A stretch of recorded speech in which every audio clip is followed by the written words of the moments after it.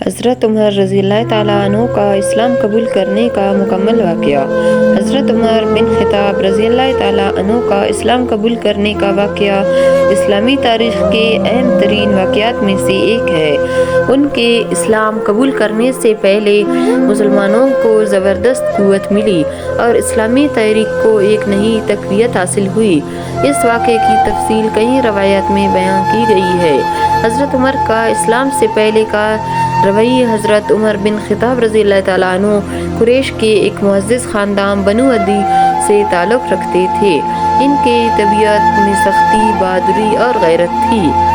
وہ اپنی قوم کی روایات کے پکے پابند تھے اور اسلام کو ایک نئے مذہب کے طور پر سختی سے مسترد کرتے تھے۔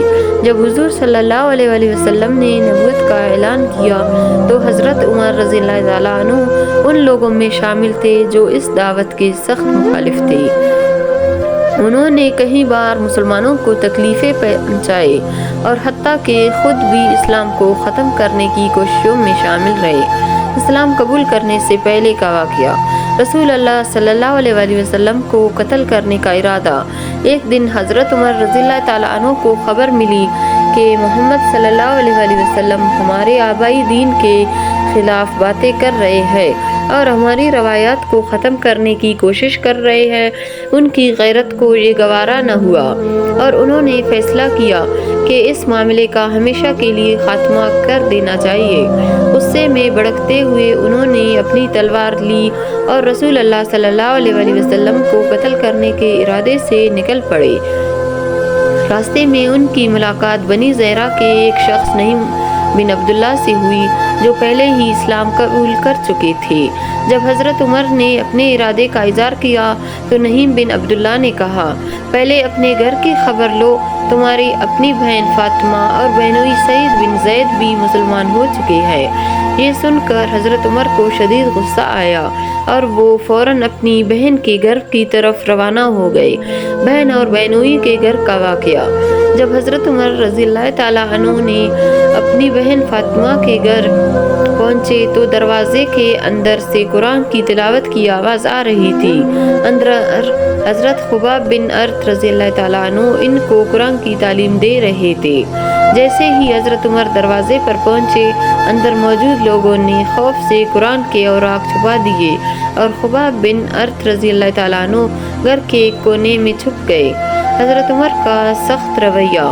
حضرت عمر نے غصے میں بہن اور بہنوئی سے پوچھا، کیا تم نے بھی اسلام قبول کر لیا ہے؟ جب انہوں نے انکار نہ کیا تو حضرت عمر نے سعید بن زید کو مارنا شروع کر دیا۔ بہن فاطمہ بچانے آئے تو حضرت عمر نے ان کو بھی زور سے مارا جس سے ان کا چہرہ خون آلود ہو گیا۔ بہن کی استقامت اس پر بہن فاطمہ نے جرأت سے کہا، عمر جو کرنا ہے کر لو، ہم اللہ اور اس کے رسول پر ایمان لا چکے ہیں اور اس سے پیچھے نہیں ہٹیں گے۔ یہ الفاظ حضرت عمر رضی اللہ تعالیٰ عنہ کے دل پر اثر کر گئے۔ انہیں احساس ہوا کہ ان کا خاندان بھی اسلام کی سچائی کو قبول کر چکا ہے۔ قرآن کی تلاوت اور تبدیلی قلب۔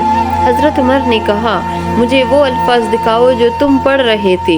بہن نے کہا، آپ ناپاک ہے، پہلے وضو کرے پھر قرآن کو ہاتھ لگائے۔ حضرت عمر نے وضو کیا، پھر بہن نے وہ صحیفہ ان کے سامنے رکھا جس میں سورہ طٰہٰ کی آیات لکھی ہوئی تھی۔ حضرت عمر نے پڑھنا شروع کیا، طٰہٰ ما انزلنا علیک القرآن لتشقیٰ۔ یہ آیات سن کر ان کا دل موم ہو گیا اور وہ بے اختیار بول اٹھے، یہ کتنا حسین اور عظیم کلام ہے۔ اسی وقت حضرت خباب بن ارت باہر آئے اور کہا، اے عمر، میں امید رکھتا ہوں کہ اللہ نے تمہاری دعا قبول کر لی ہے۔ میں نے رسول اللہ صلی اللہ علیہ وسلم کو یہ دعا کرتے سنا تھا، اے اللہ، عمر بن خطاب یا عمر بن ہشام ابو جہل میں سے کسی ایک کے ذریعے اسلام کو قوت عطا فرما۔ یہ سن کر حضرت عمر نے کہا، مجھے محمد صلی اللہ علیہ وسلم کے پاس لے چلو تاکہ میں اسلام قبول کر سکوں۔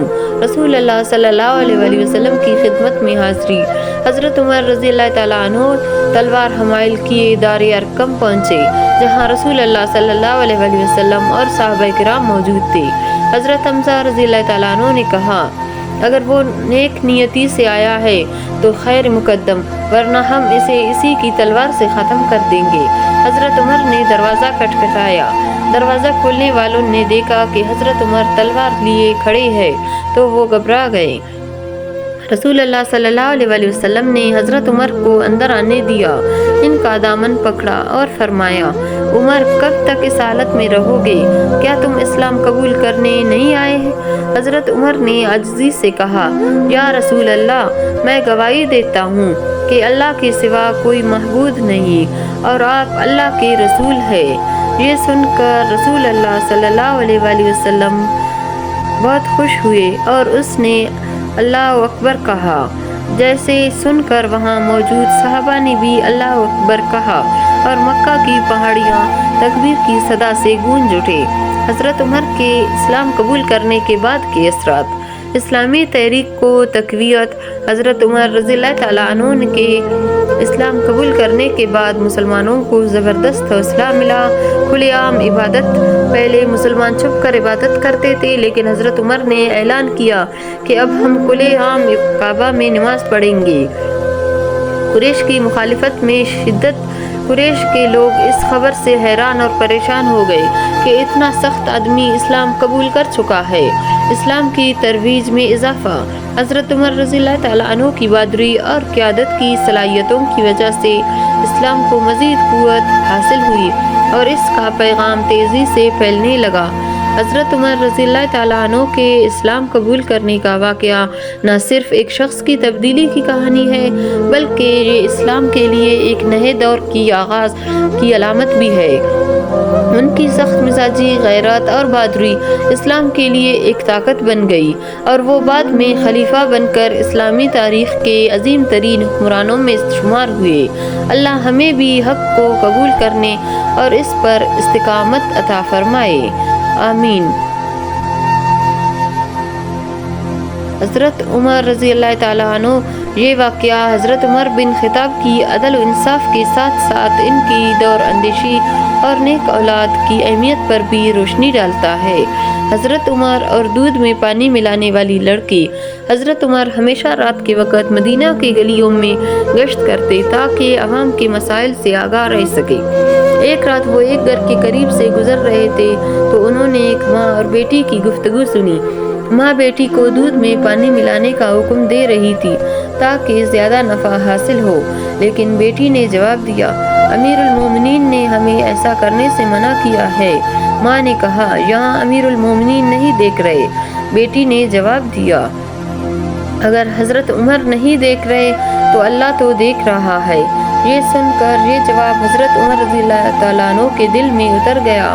انہوں نے گلی میں صبح اس لڑکی کے بارے میں معلومات حاصل کیے اور اس کا رشتہ اپنے بیٹے عاصم بن عمر سے طے کر دیا۔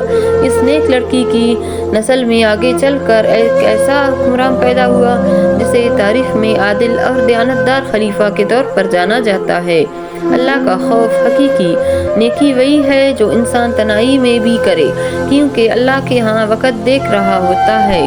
عدل و انصاف۔ حکمرانوں کو عوام کے حالات جاننے کے لیے خود بھی ان کے درمیان جاننا چاہیے۔ نیک اولاد کی اہمیت۔ ایک نیک بیٹی کی تربیت سے ایک نیک نسل پروان چڑھتی ہے جو معاشرے میں مثبت تبدیلی لا سکتی ہے۔ یہ واقعہ ہمیں سکھاتا ہے کہ ایمانداری اور تقویٰ نہ صرف صبر دنیا میں ہی کامیابی دیتا ہے بلکہ نسلوں تک اس کے اثرات باقی رہتے ہیں۔